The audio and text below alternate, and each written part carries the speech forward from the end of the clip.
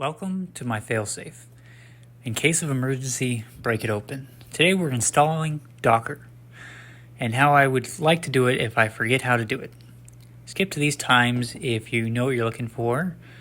And to begin, we're going to start by using pass. It's something that I'm not too familiar with, but the gist is you have to use GPG to make a public key and then send it to pass. And that helps you log into Docker later. So we're installing Docker Desktop. It's graphical user interface. It's great. So we're just looking up the install on the Docker website. So, just update like usually. It tells you to do that. And we're going to download it.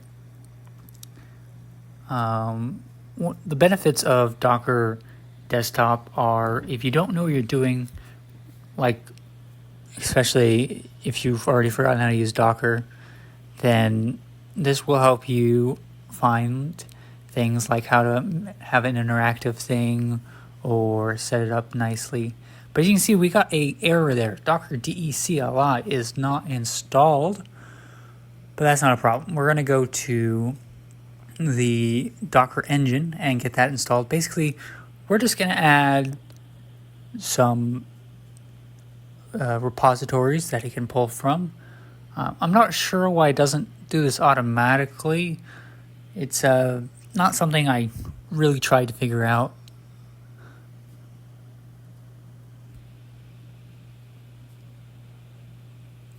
Alrighty, and that's it for the Docker Desktop. Now we're going to move to docker.io, or headless Docker.